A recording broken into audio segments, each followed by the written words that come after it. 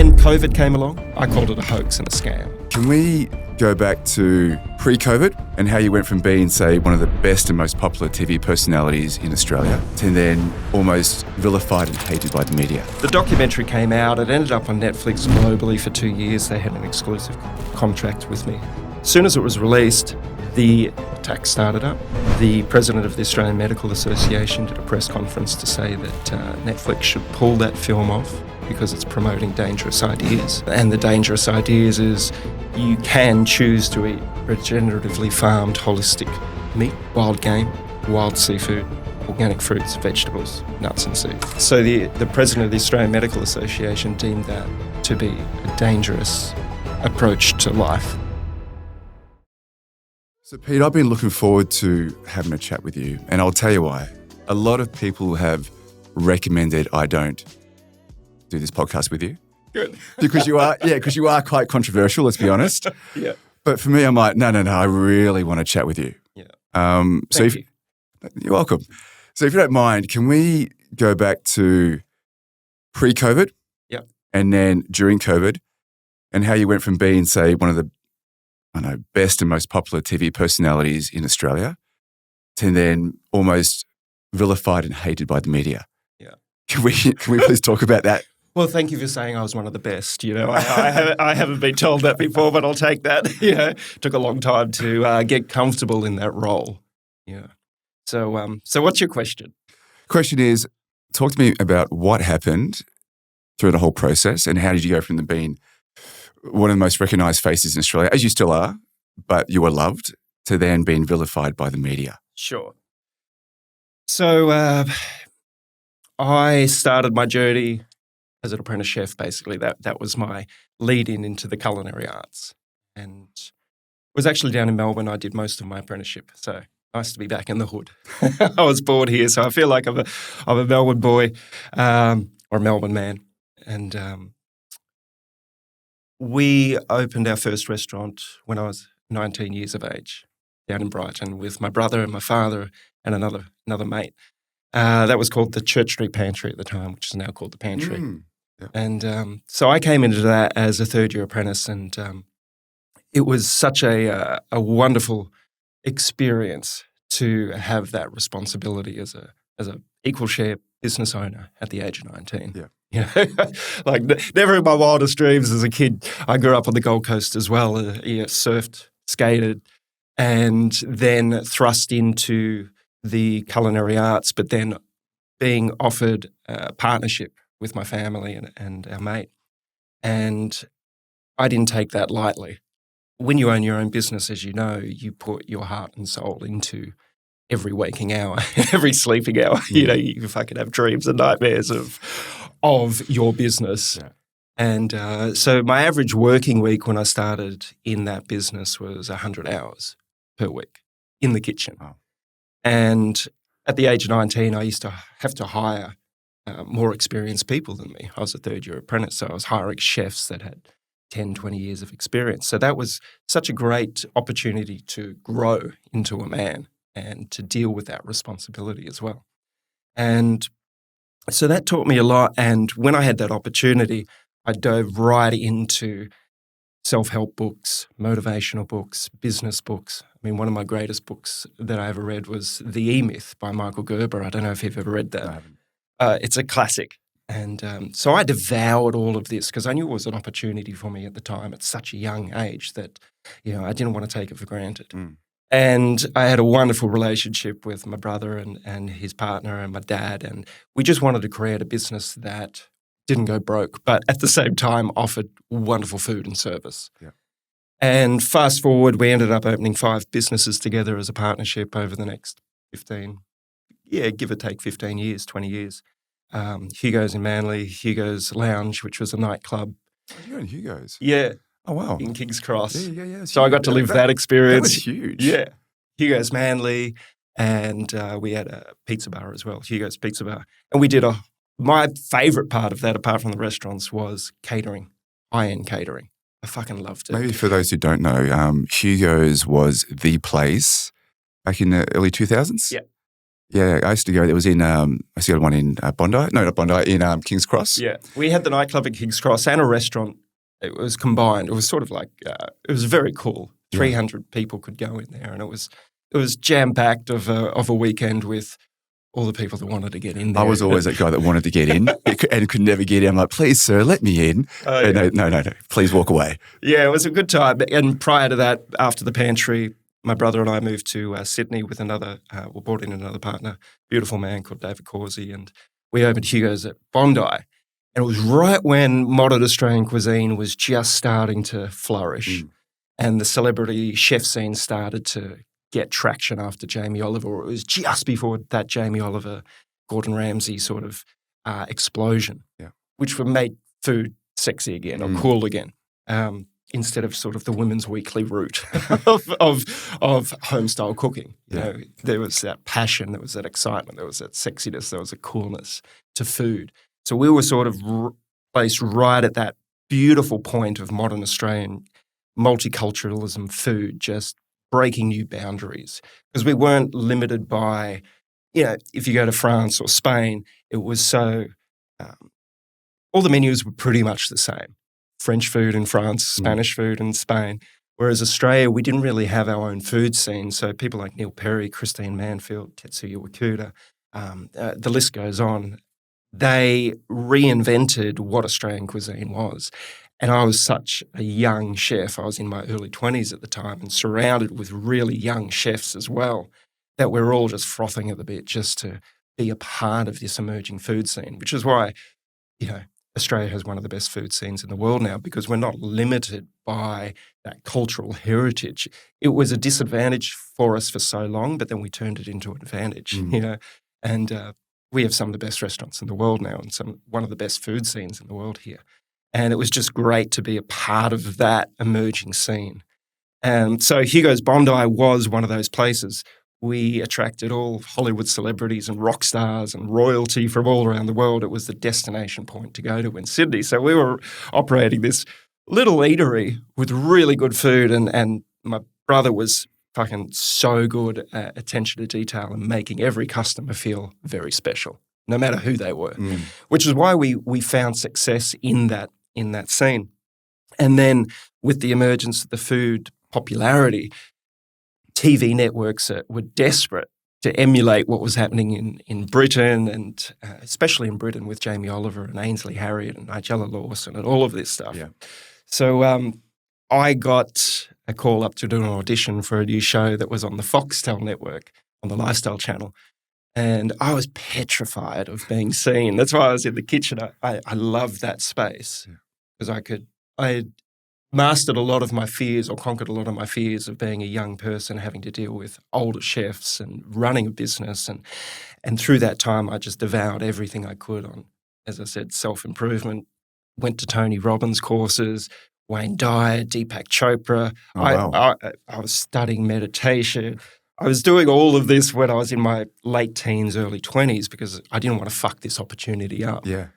And so television came along. I said no to start with because I was fearful of being seen and heard in front of a camera. Like, that was my greatest fear. And then after I said no, they asked me again a week later. I was like, okay, I knew enough to know when opportunity knocks twice, that's a path that's opening up for you. Yeah. So I decided to do that and conquer that fear. Yeah, it took me a long time to get comfortable in front of the camera. So that's why I say thank you for saying I wasn't too bad in front of the camera. Right. Took me a long time and a lot of perseverance and trust and exploration of so many different things to get to that point of neutrality or contentment, being seen, whether it be on stage in front of thousands of people or on a television show with millions of people watching.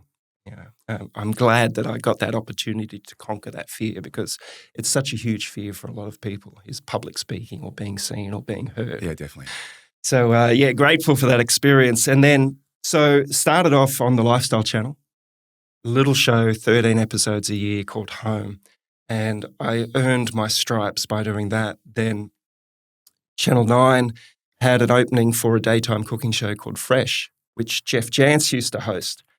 And that was a daily cooking show. So I did that for 2 years, 200 episodes a year. So that really got me comfortable in front of the camera. And it was sort of shot live, so you couldn't fuck up. Yeah. You couldn't make mistakes with that one. You couldn't make mistakes. You had to learn to just be on with no editing, basically. So that was a great experience. And then that finished, and that finished sort of right at the time that MasterChef had its first season and it exploded. And that elevated the television This cooking is around scene. 2010? Probably around there. Yeah, it must be. Yeah. And so Channel 7 wanted to have a piece of the action. I think all the networks wanted a piece of the action. They're like, fuck, MasterChef has just gone nuts. What can we do? So they created a show called My Kitchen Rules. They auditioned, and it was fascinating stories. So I went in there for an audition, and I got the role. And then I did what's called a chemistry test with the other judge that they'd chosen for the role, my partner. Yeah. And it didn't feel right for me. And I called the producer up. I said, hey, listen, I don't think this is going to work with me and this person. We're too similar. And because I'd already had sort of 7 years in the industry, I knew the type of people that I work really well with. And I work really well with big characters, really big characters, because I'm pretty sort of middle of the road. Yeah. And because that's me. Yeah, I don't get easily flustered. I'm not over the top, like, here we go. Yeah. There are people that are like that. Yeah. And sometimes if you have too many of those people, it dilutes. But what I found I work really well with is a character like that. Yeah.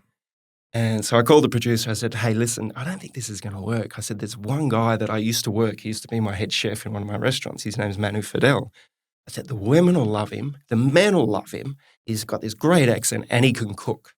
He's a great fucking chef, like top tier at that particular time. 3 chef's hats, like sort of one of the elite chefs.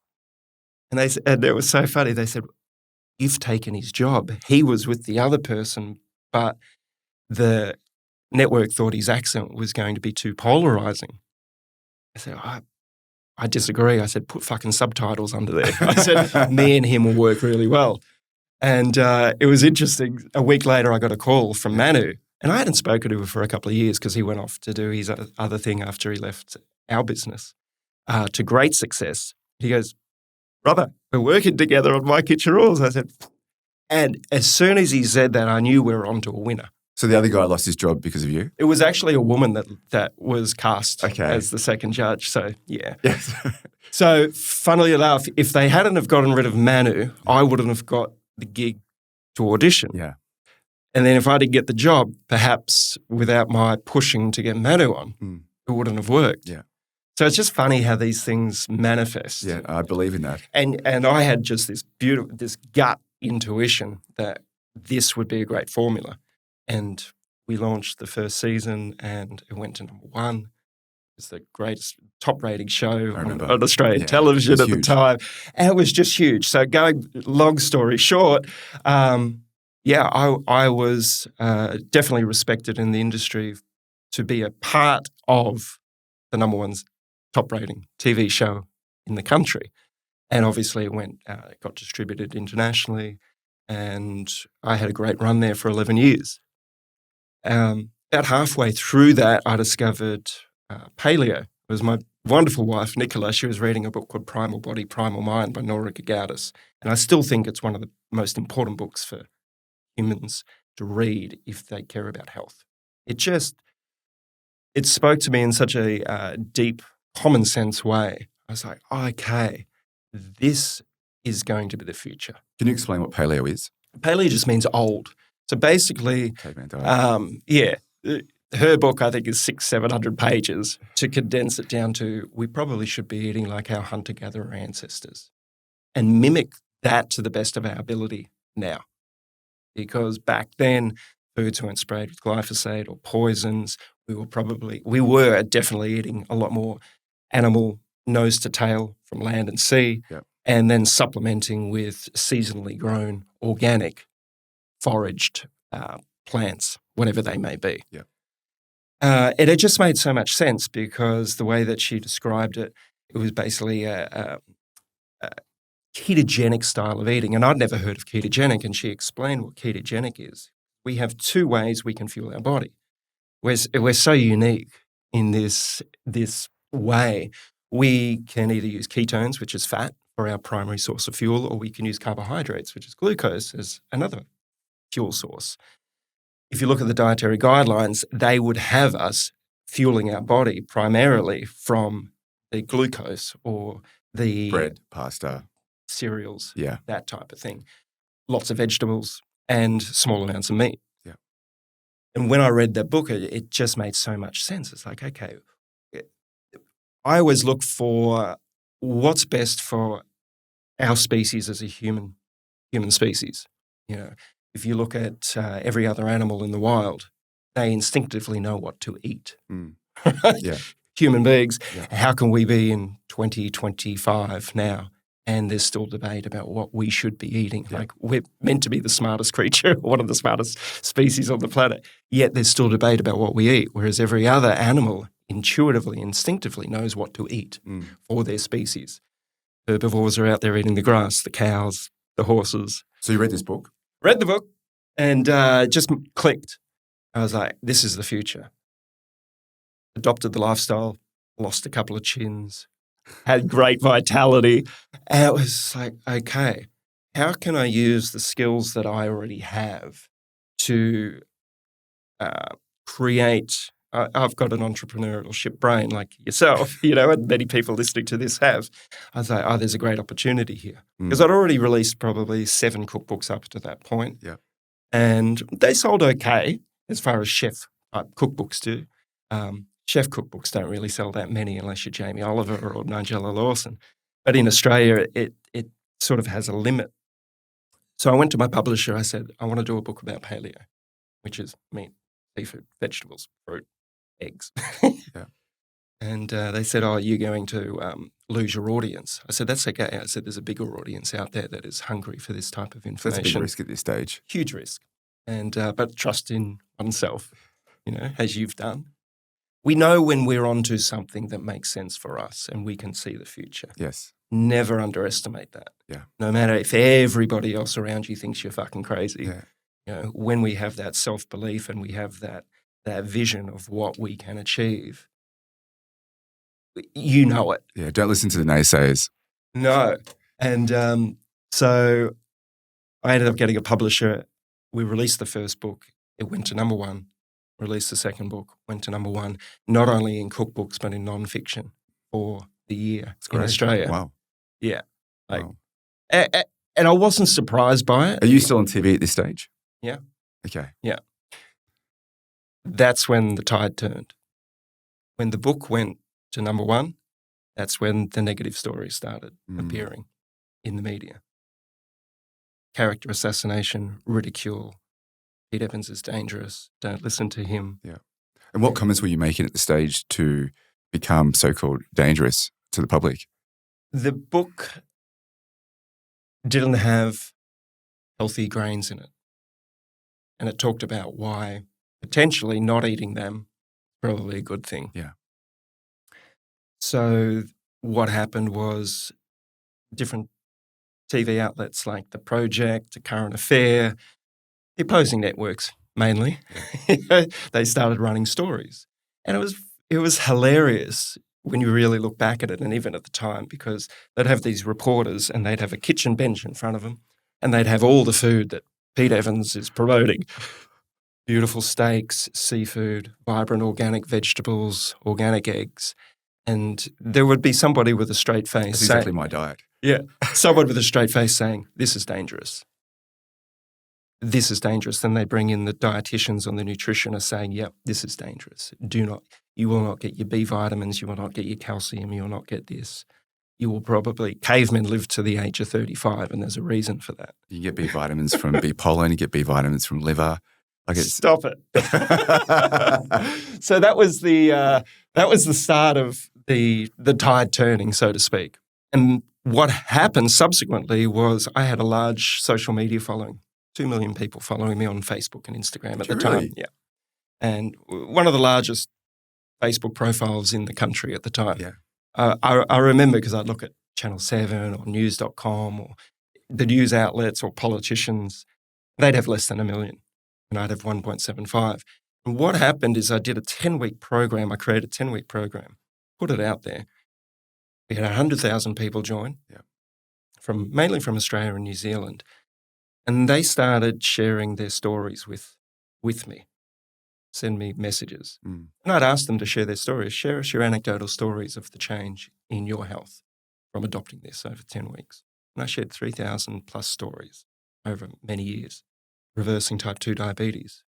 There's 2 million people in Australia with some form of pre-diabetes or type 2 diabetes. They're reversing it in a matter of months. Mm. Incredible. That had been to the dietitians, to the diabetics experts, that they couldn't reverse it through that. Just from diet. Just from diet. Autoimmune disease, putting it in remission over and over and over and over again. Rheumatoid arthritis, the list goes on. Hashimoto's, the whole thing. Anxiety, depression, children with autism, children with learning difficulties. Just these remarkable stories.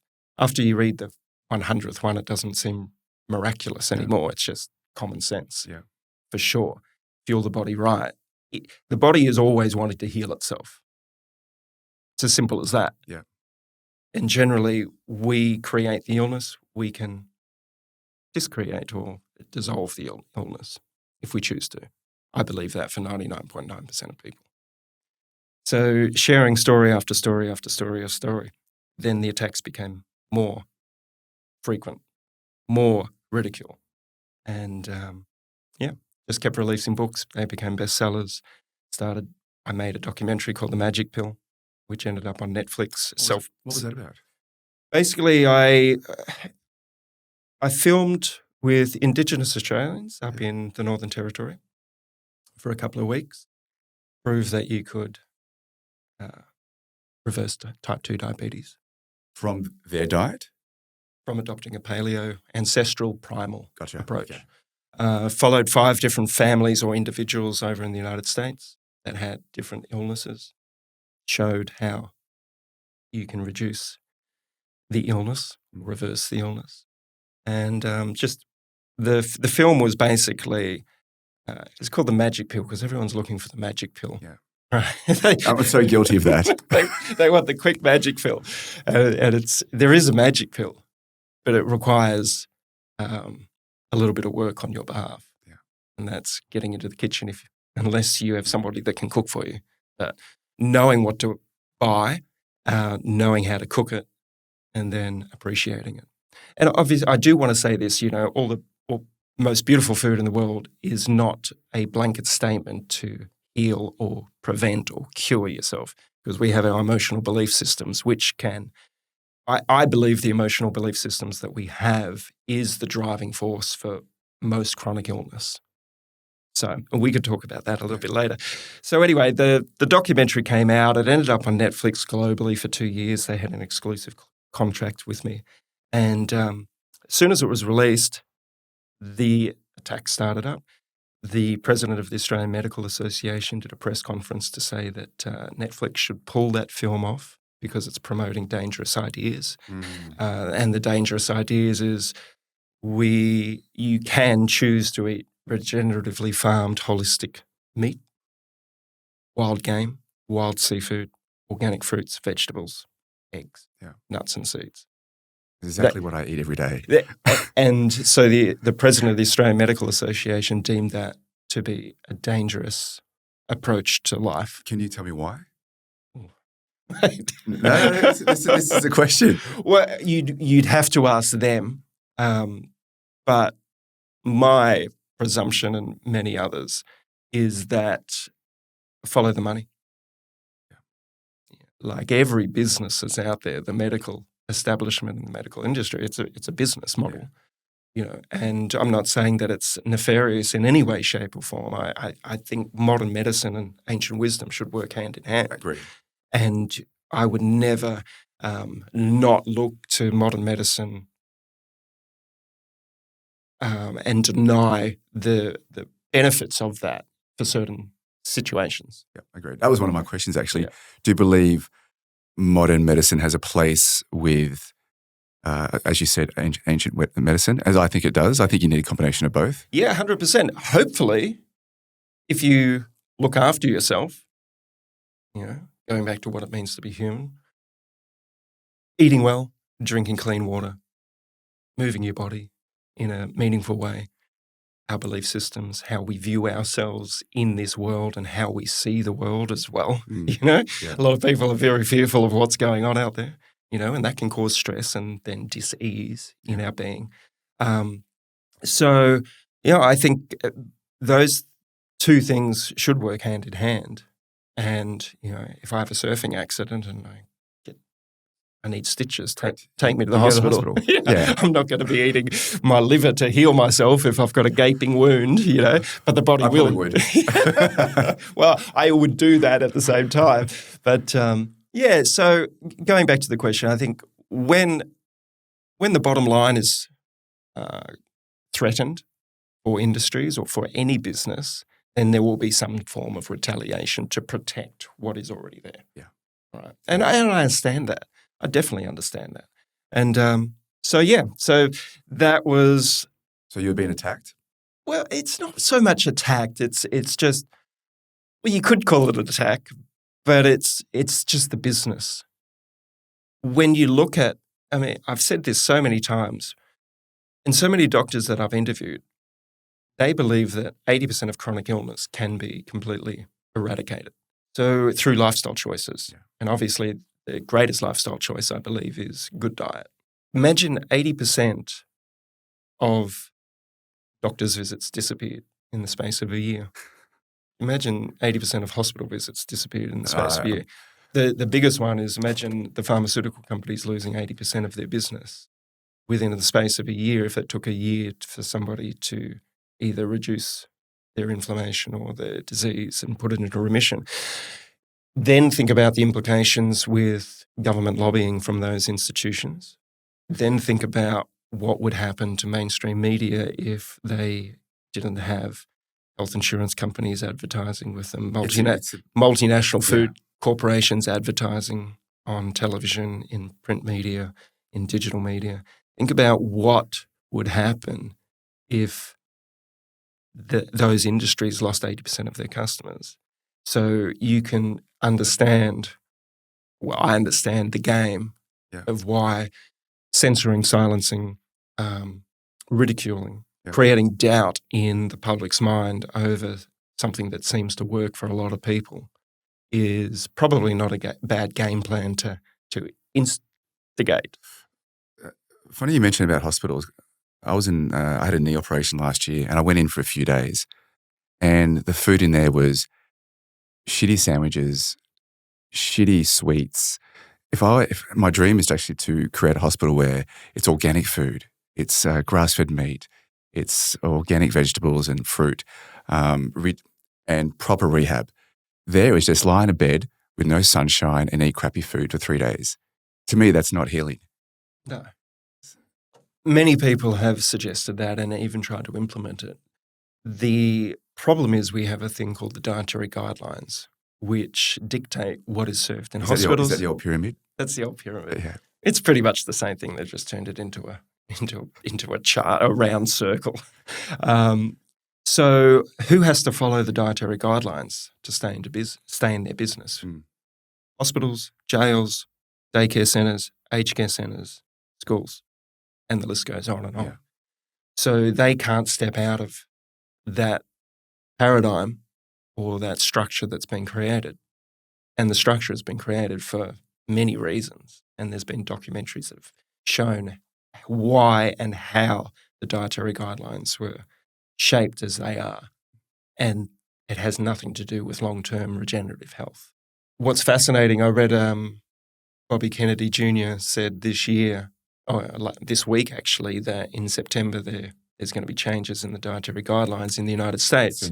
Now, I don't know how dramatic that is going to be because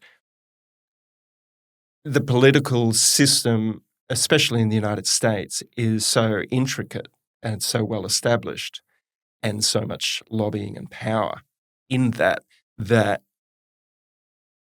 it sort of created the dietary guidelines, if you want to get into it, the agricultural industry over there and other facets of it. So it might just be a small change, to not rattle the cages too much. Yeah. I think he's going to chip away at it slowly. Probably. I would presume so. I think there'll be quite a change, that'll startle a lot of people. That's what I presume will happen, because I know Bobby isn't threatened by. He just wants the best outcome for people, and he knows. I mean, the guy eats like we're talking about. He's mainly carnivore with fermented foods, and he's a rock star. Yeah. And he's fit as. I'm a big fan. I'm actually launching a business in 3 months called Bobby.com.au, named after Bobby Kennedy. It's a regenerative medicine business. Beautiful. Big fan of Bobby. Yeah. So can we get people, I could talk to you for hours. Can we get back to, because there's so much to talk about here, when you were being attacked, what happened and how did it make you feel? Because obviously you've got at the peak of your fame at this stage, and you've got the world at your feet, and you made some decisions that potentially eroded that. And what happened next? Well, going back to the people that were sharing the stories. Yeah.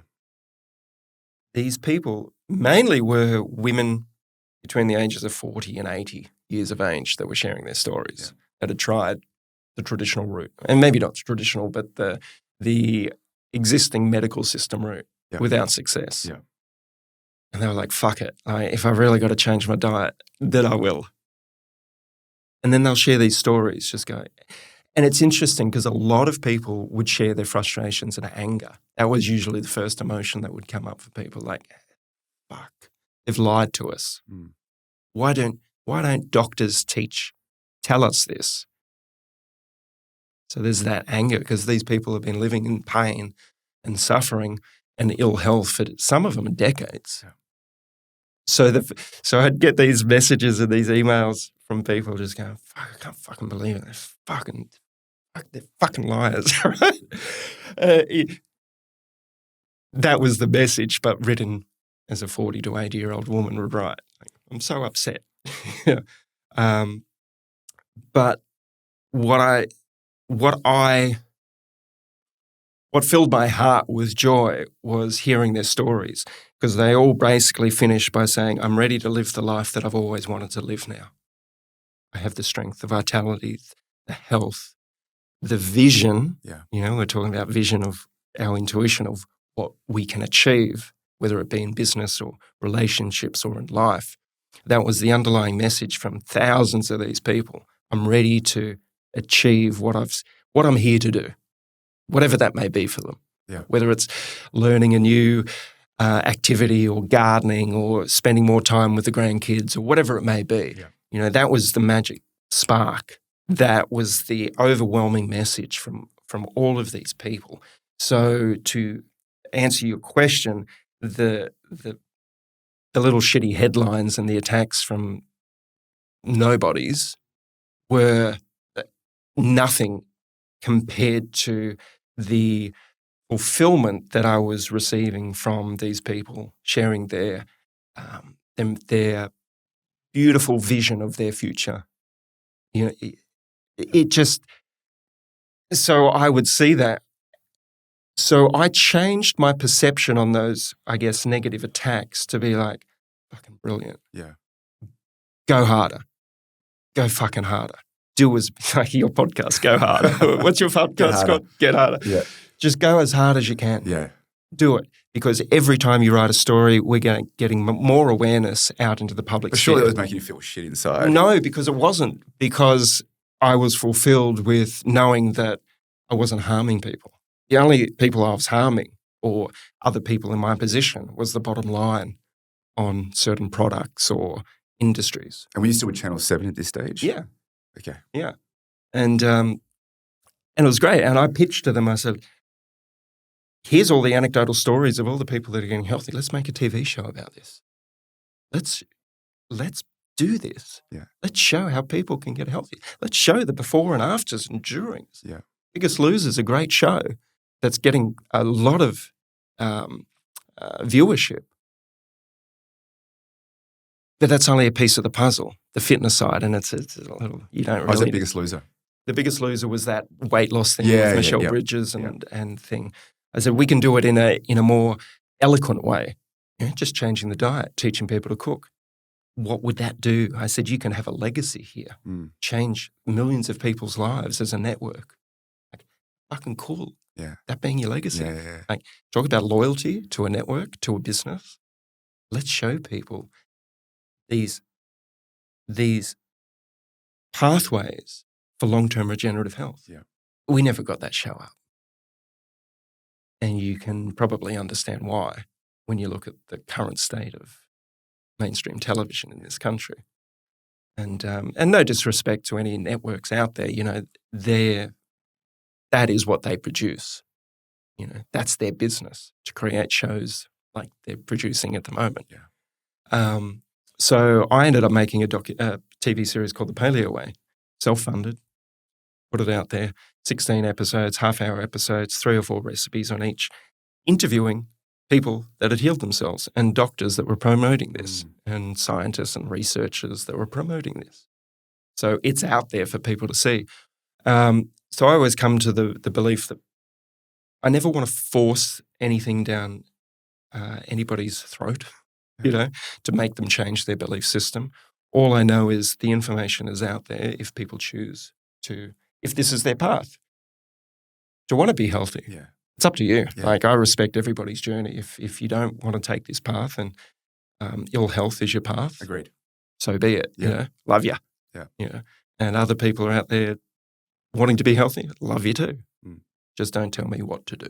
And I won't tell you what to do. So to answer your question, no, I wasn't hurt because the way we can become hurt is just through our belief systems and our perception of who we are. Whereas I use that as fuel, as I said, keep going. Yeah. Keep going, because my belief is the more awareness that's out there, if they write the 5th or the 10th story about me, and I had evidence of that because so many people would say, I read a newspaper article or I watched that show on A Current Affair about you, and something just felt fishy. Something didn't smell right about what they were saying. So I did my own research. And thankfully they did that story on you, because it took me down my own rabbit hole to discover that what you were talking about isn't that crazy after all. But by doing this, didn't you risk a huge TV contract? Not really, no, because what was I doing that was so bad?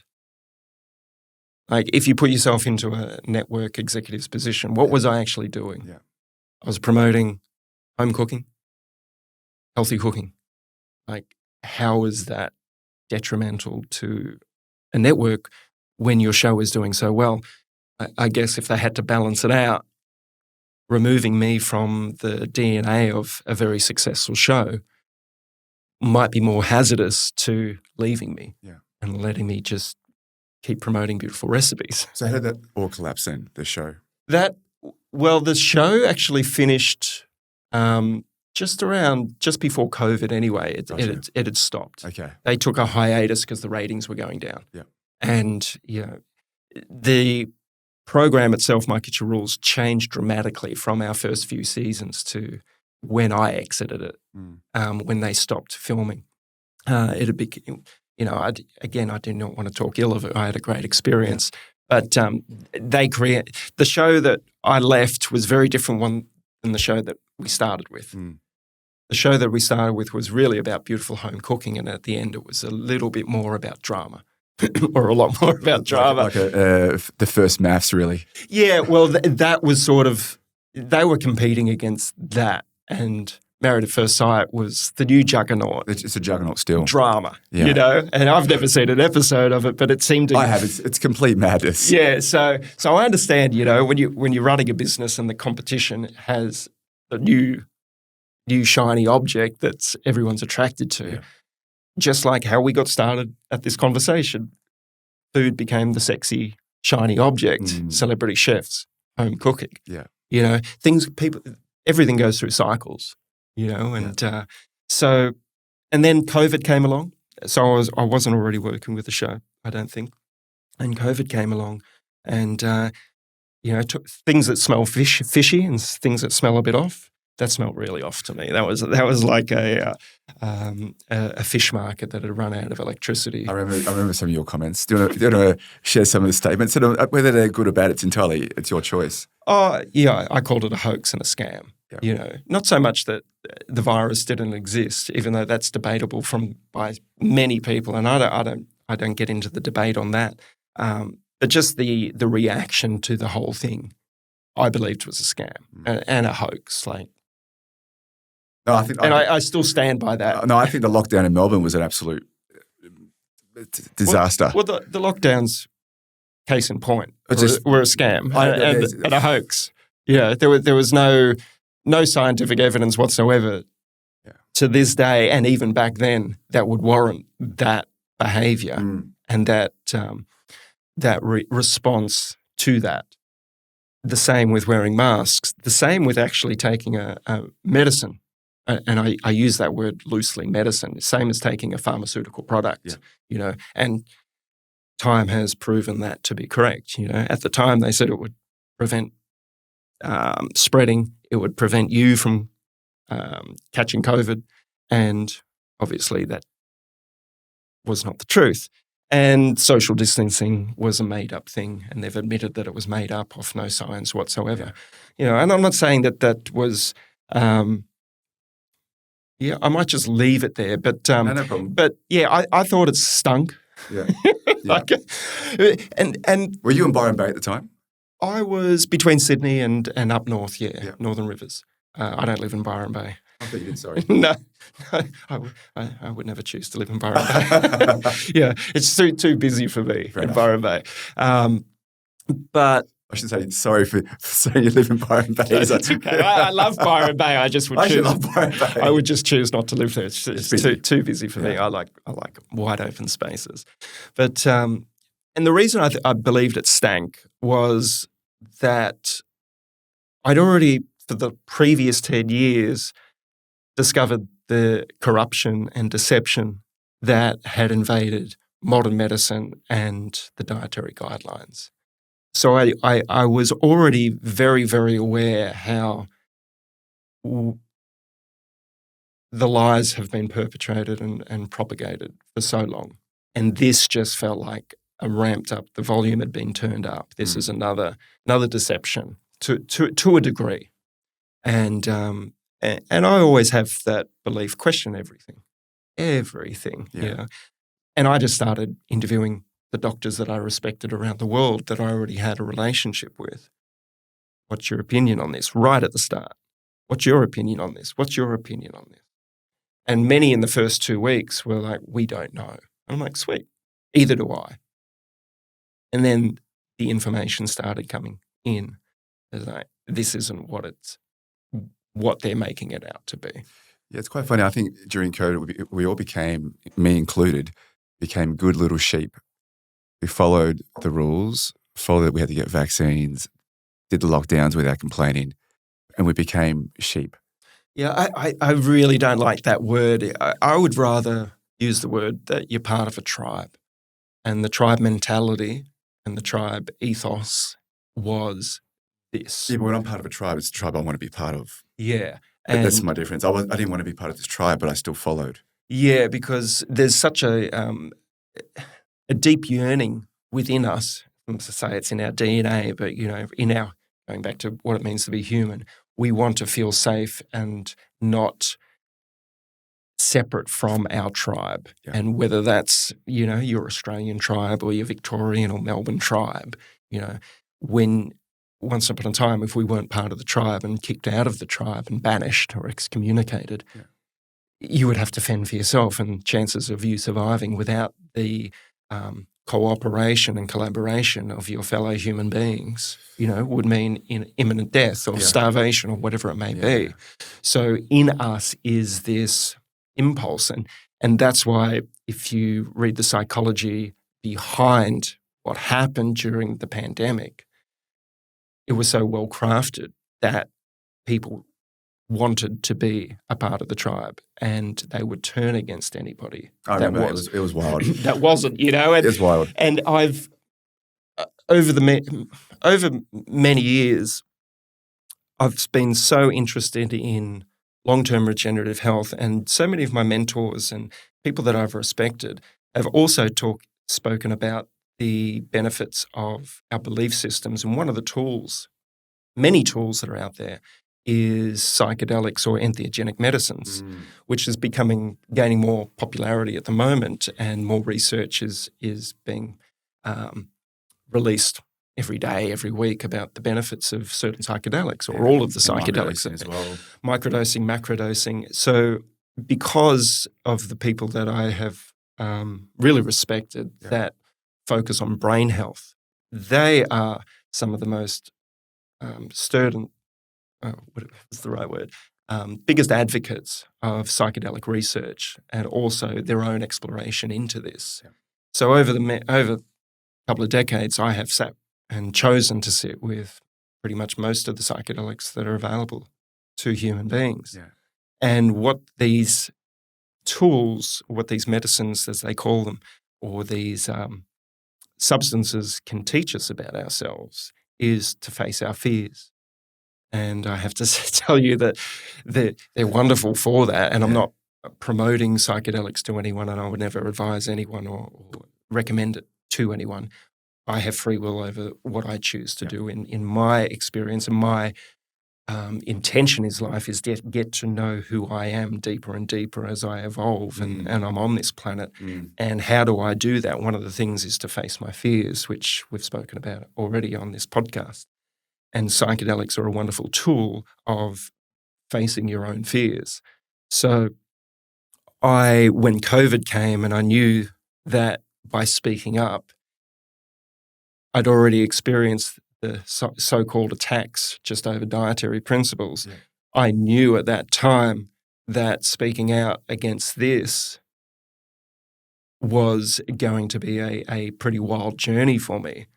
But I already had enough. Again, when I chose to do it, my intuition was like, yes, this is your path. Yeah. Trust in this.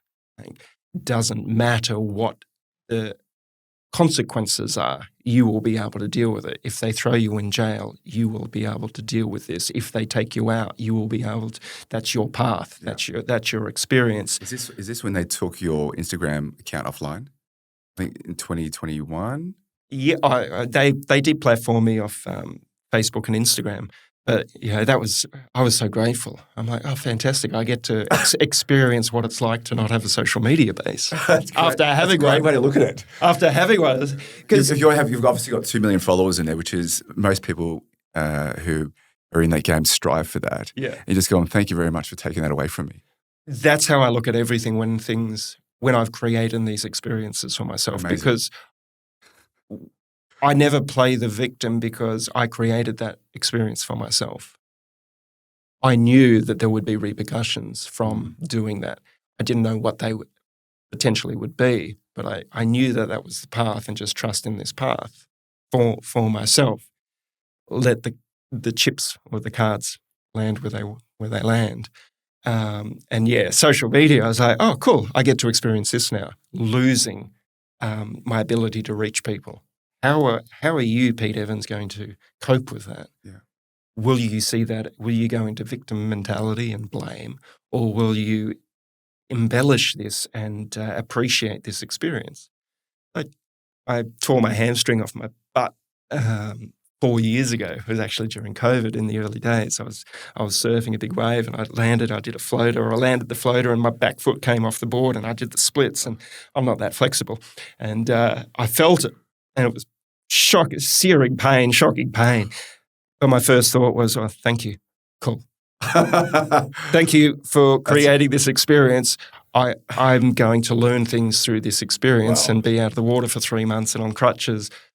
Thank you. So I would have gone, shit, me? Why did this happen to me again? Yeah. Because I've got bad knees. So it's definitely a great way to look at it. Look at the positive rather than the negative. Well, it's not even I don't view things as positive or negative. It just is what it is. And just deal with it. And then sit in it, so to speak, and live that experience. Like, okay, I'm not going to be able to do the thing that I love the most for the next 3 months. sweet. How are you going to enjoy this experience? What am I going to do now? And I view that with everything. And I always trust my gut. Cool, let's go. Let's go. I just released a book on Bitcoin and primal diets called the Primal Code. And I asked my mate, I said, what do you think about this? He's like, I don't know if it'll work. But he goes, if you trusted yourself, So do it's it. about Bitcoin and primal diets? Yeah. What? Sort of the similarities between the two, what Bitcoin represents. Bitcoin is a solution for people to remove themselves from what many would call a corrupt financial environment or system. Yep.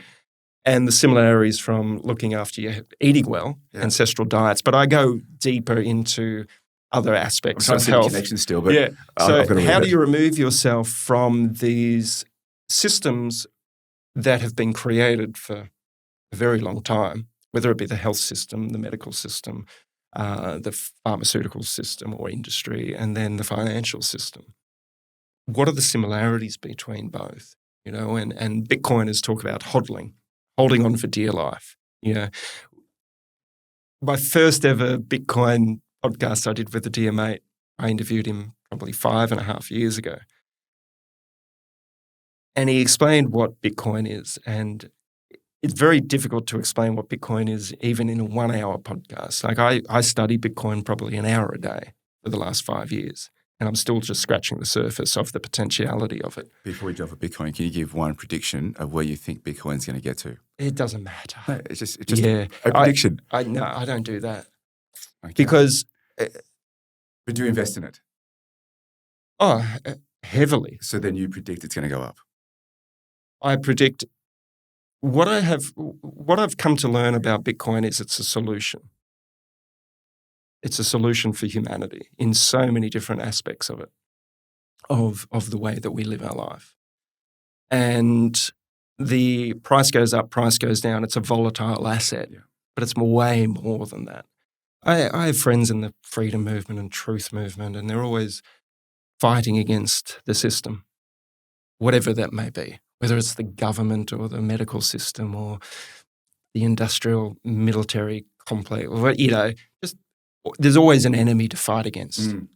And I've suggested to them, as it was introduced to me and explained to me over and over and over again, Bitcoin solves 99.99% of what you're fighting against. Study it, understand it. You don't need to fight. That's a solution for you. Has it solved the solution? Has it solved the problem? Sorry. Again, this is why this is nearly like a 10-part podcast for us to go into it.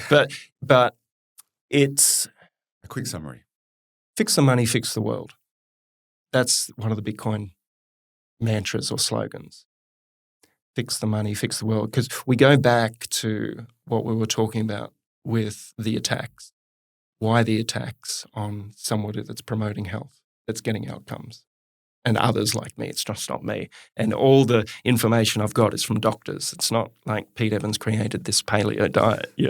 They're doctors that were in the industry, were not getting the results, furthered their education, thought outside the box, risked their license to get the results. Because most doctors, nurses, dietitians, nutritionists go into the health space to help people. Many of the ones that I've interviewed maybe 400 doctors over the last 10, 15 years plus. They get to a point in their career where they realize that what they've been taught isn't enough. It can be beneficial for some, but it's not the whole picture. They want to know what the whole picture is. So they go off and learn more about nutrition, more about EMFs, more about blue light, more about spending time in nature, moving our body, drinking clean water, going to sleep on time, circadian rhythms, the whole thing. Hormetic stress, contrast therapy, ice baths, saunas, the list goes on, forest bathing. Are you a fan of all this? Oh, I love it. It's just fucking common sense. Yeah. We can take it to the extreme, right? Which I'm keen to hear about.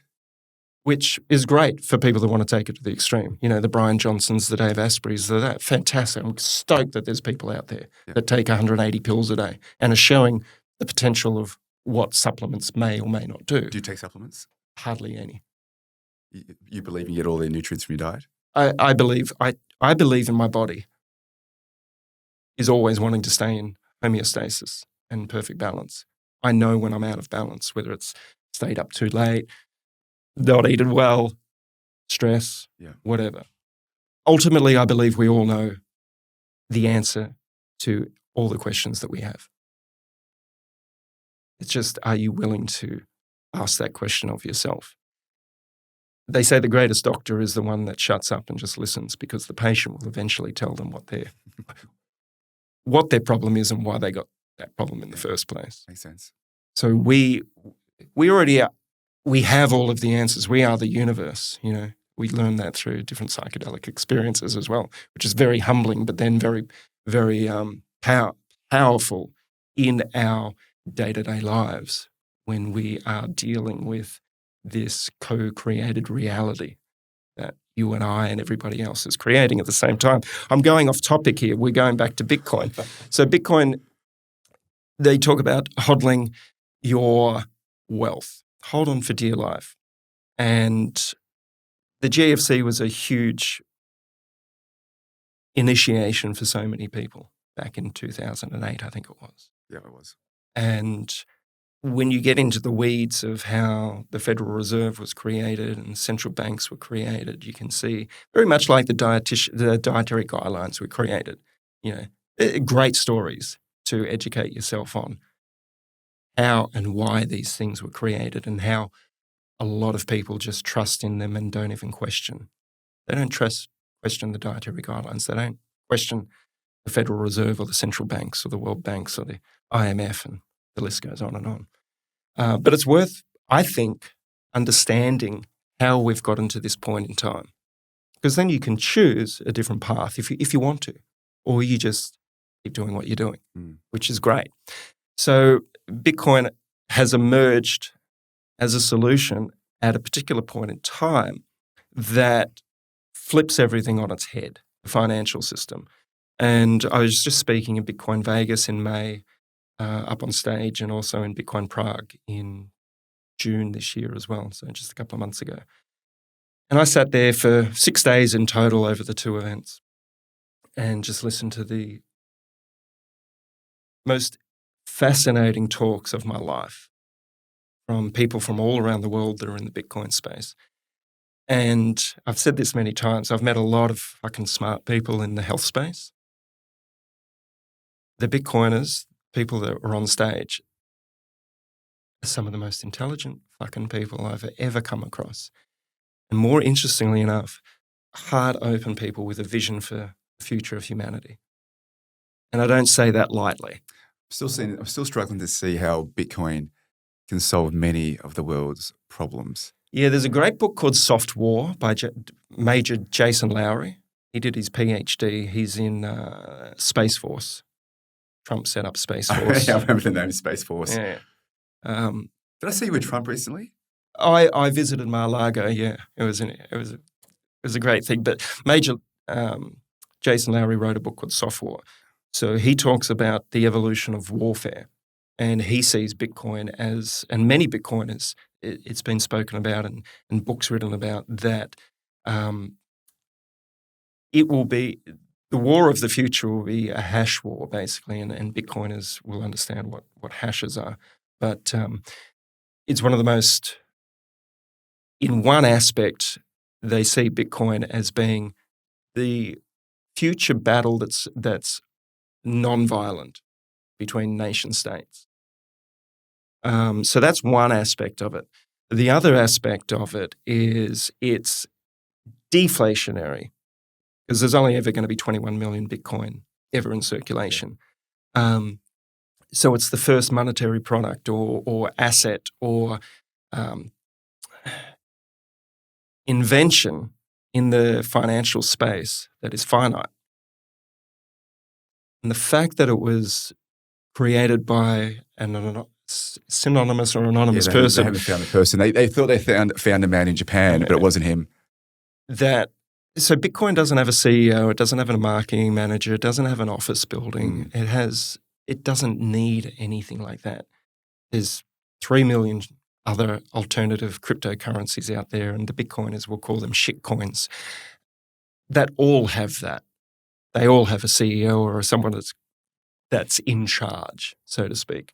And one thing we've learned through human history is humans can be very easily corrupted through power and greed and manipulation and blackmail and My faith in humanity.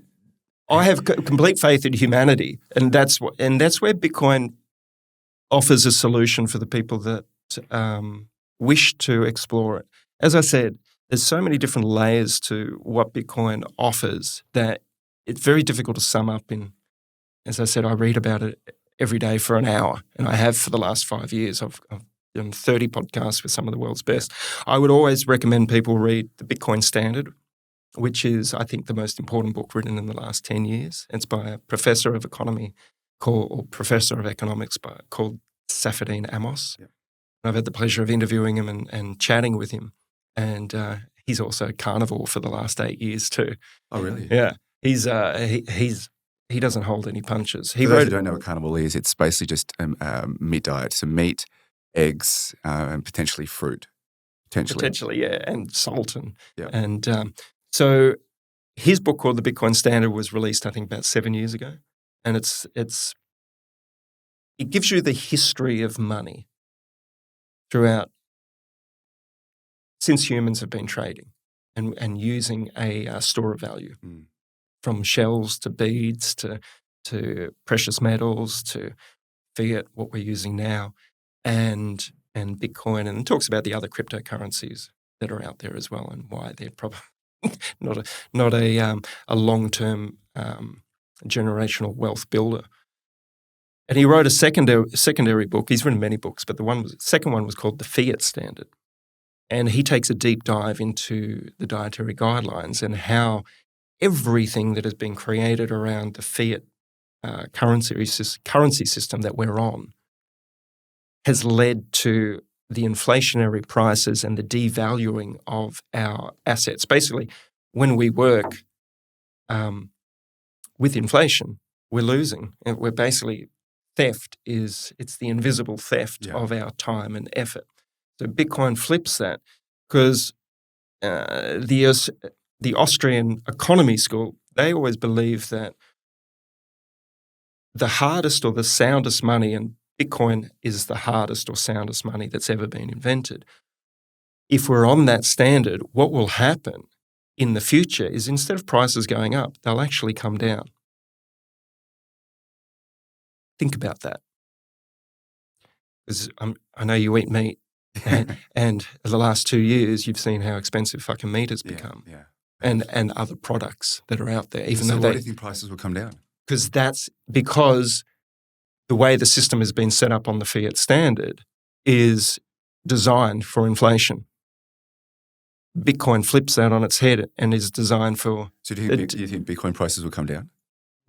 It's not so much about the Bitcoin price, it's about what will happen in the future when more and more countries and people are on the Bitcoin standard. Yeah. So, again, I'm not the expert on this, but what I've taken is, will it become the world become on a Bitcoin standard? That's yet to be seen. But it seems like it's heading that way. And then what will happen, from what I understand, is prices it'll go on this scale. So we'll be able to hold on to our goods and services prices will come down. Yeah. But Bitcoin, obviously you're very knowledgeable in Bitcoin, very knowledgeable. I'd say I'm a novice. But I'm beyond a novice. I know very little. But for me, when I invest, it's supply versus demand. And the supply for Bitcoin is limited. The demand is growing. So what's going to happen? Price is always going to go up. Oh, I think that's inevitable, but it'll be a choppy ride. It's one of but it's still, I think this is my prediction, price over the next 5 years will at least double, if not more. When I listen to Michael Saylor, and for those that do not know who Michael Saylor is, he's a genius. genius. His company strategy was called MicroStrategy.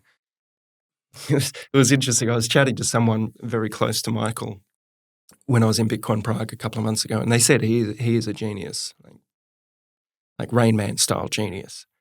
And the fellow I was talking to, he said, Michael Saylor will go down as one of the most influential people of this century. He is single-handedly, with others, but mainly he is changing the whole system, the whole financial system. People haven't seen it yet, but the ones that are watching what's happening know that within 20, 30, 40 years, what he has created and others are creating in the Bitcoin space is, we'll look back and just go, fuck, like the tenacity and the courage and the bravery and the vision. Humanity is always shaped by the visionaries, whether it be artists or geniuses in whatever field they are. Yeah. You look at Elon Musk. Elon Musk is a genius. Yeah. I just hope AI hasn't ruined the world in 40, 50 years. Yeah, AI is just a tool, you know, like we'll see about what happens there. Like every tool, it's a tool for now, but yeah, it's a very, very smart tool. Yeah. I don't know. I don't think anyone knows what's going to happen with AI. No, and part of the beauty of being a human being, I believe, is the mystery, not having to work it out or not having to work it all out. I was watching Graham Hancock's documentary last night, Ancient Apocalypse. And if you haven't seen it, it's on Netflix. It's a great series, and I've interviewed Graham Hancock before. His book, Fingerprint of the Gods, is wonderful. And there was an episode last night where he was in Peru and talking about the Incas and the Mayas and how, and he sat with ayahuasca, one of the greatest psychedelics on the face of the planet, and how long it's been used for. But the mystery in all of these ancient civilizations of how they actually built all of these different monolithic structures, these pyramids, and I love it because I was sitting there with my dad's wife, and she's like, "What do you think?" I said, "The mystery is so fucking great, isn't it? Like, hold on to the mystery, like AI." Like, I look at that and I'm like, "Oh, this is so cool. We get to live through this. Like going back to it's an experience, but it's also we're here to experience this. Yeah, it's going to be wild. Trust, and then you will make your own decisions through this, you know, and whatever that may be, like in the future. Like even at the moment, some people use those virtual reality things, and people have earbuds in, you know, the Apple things, which probably aren't great for you. Some people live their life very different to how you live your life. And no doubt in the future with AI and technology going so fast, many people will choose that reality for themselves to experience. And there'll be other people that will just be in the bush, you know, living as they do now, as they've done for centuries. You know, you look at the Amish, for instance. You know, they've decided to stay rooted in electricity, in their very raw living, in their existing tradition. Yeah, I don't judge that as good or bad. It just is. You know, I'm grateful that there's that I get to witness that and observe that. Like, fuck, how cool is that? That there's certain people, and then there's other ones that are fully connected and neural linked and going that path. How fucking cool is that? That these options are out there for us. I have an issue when somebody steps over my personal boundary and says, "You need to take. We're going to put a chip in you, or you're going to take this." I don't want to do that. Yeah, you know. But at the moment, most of these products that are out there, these AI products, you can use it to write your show notes if you want. Which I did actually, which I haven't even read off the entire time we've been here. And other people will still do it by hand with a pen and paper. Yeah.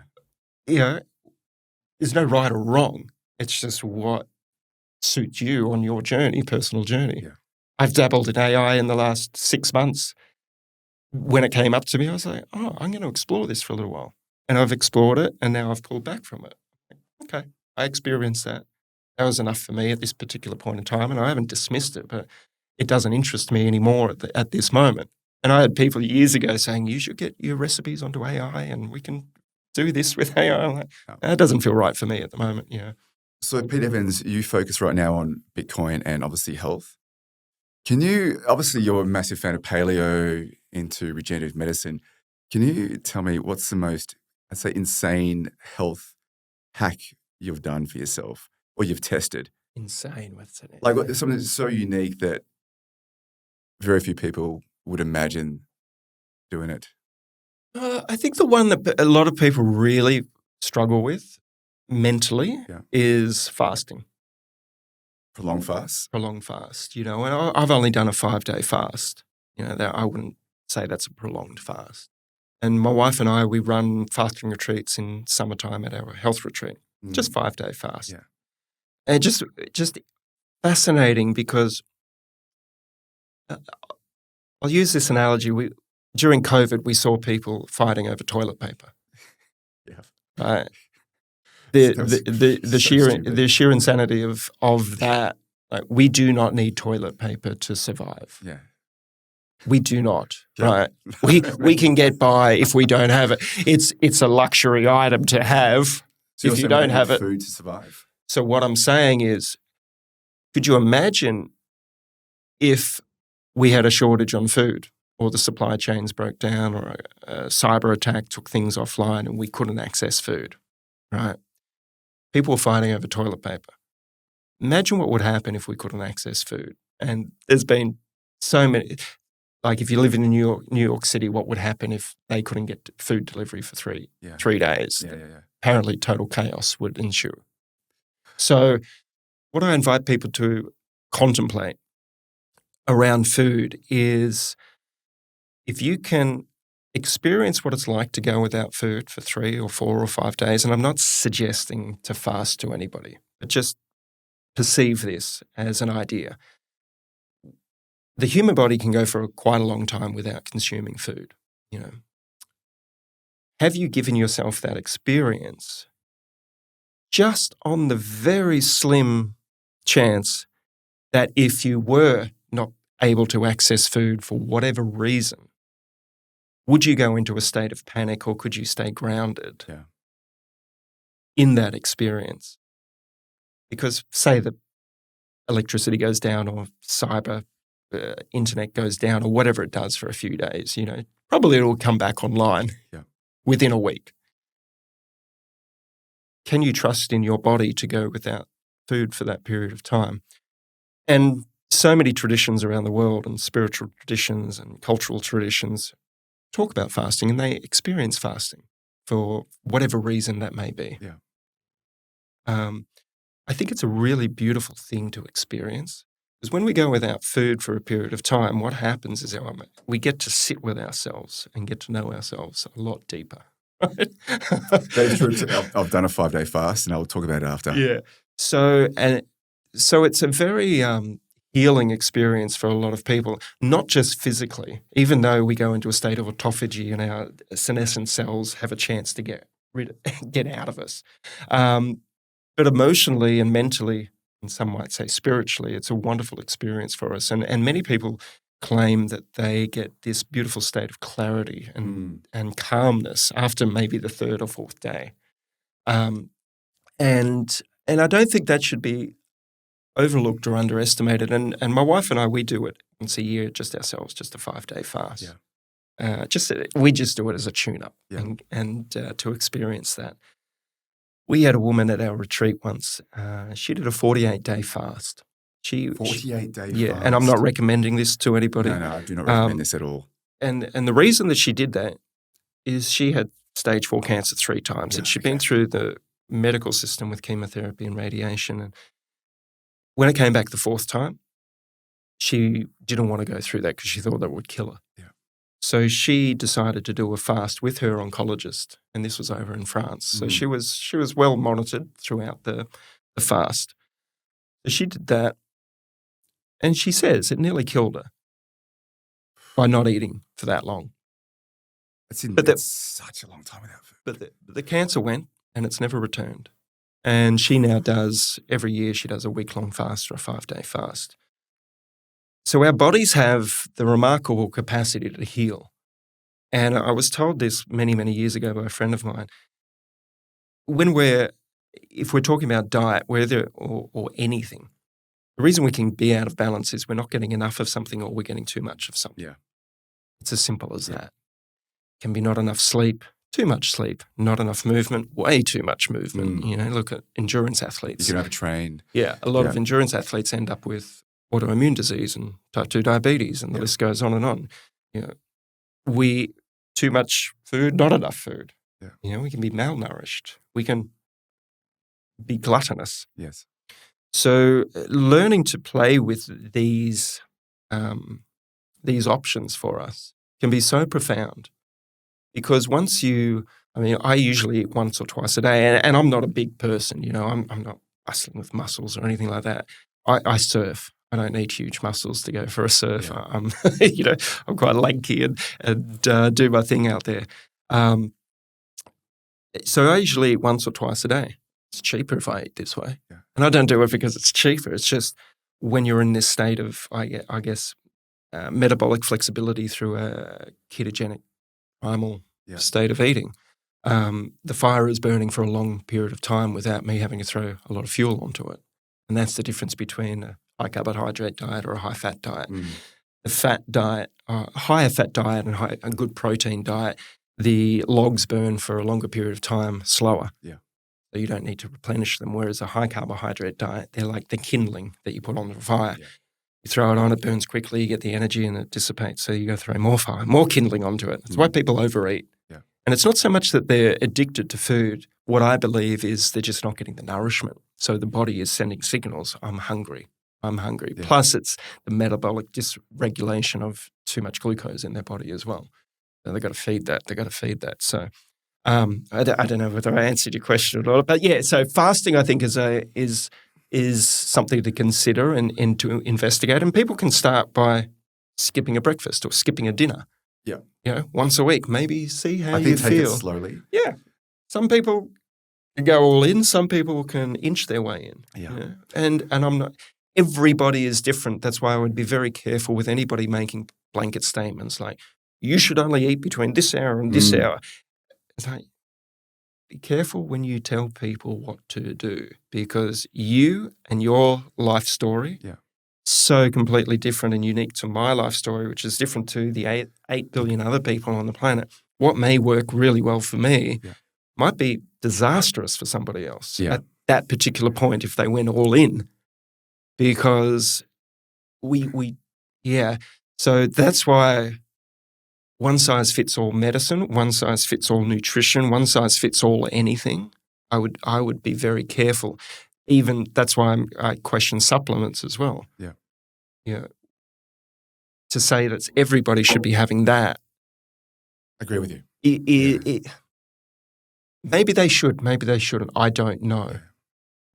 It's we go into uncertain territory when we deal in absolutes. No, I'm with you. I'd actually, back to fasting, I did a 5-day fast last year, and I went from eating a lot of food to no food for 5 days, thinking it was going to be great for my health. Yeah. My cortisol levels went through the roof. Yeah. My stress levels went through the roof, which then impacted my thyroid. Yeah. And I lost 7 kilos of muscle. Yeah. So, yes, I thought, yes, it's going to be great for me, but in actual fact, it wasn't great for me. Yeah. What I should have done is gradually worked up to it. Maybe skip breakfast, then lunch, and then gradually did a day fast and then 2 days and so on. So I think people need to be very cautious before they do a prolonged fast. Yeah. I do too. And when people come to our retreat, we're like, the gates are open. You can leave at any time. Yeah. You want to eat, I will cook for you. Right? Everything's going to cook for you. That is worth attending a retreat. I love it. Yeah. People coming to a chef's, and my wife, obviously, our retreat to fast. And it's not, we mainly do cooking retreats and wellness retreats for men, women, and groups. And I'm going to come to your retreat, actually. Oh, thank you, brother. Yeah. Love to have you. Yeah. We only run the fasting retreats once or twice a year, but I'm not attending that one. That's not for me. Coming to a chef's retreat to not eat, I think the humor in that I think is pretty cool. Mate, I've got to wrap this up, but this is I didn't even look at any of these questions. Good. Can we do another one of these chats? Mate, love to. You are great to talk to. Yeah, next conversation, there's a lot to unpack. Mate, thanks for having me, and thanks for everybody. And if anything doesn't resonate, let it go. And if it does, Don't take it to heart, everyone. Do some further reading. But love you all, and love you, mate. Thank you. Thanks, Pete. Appreciate it.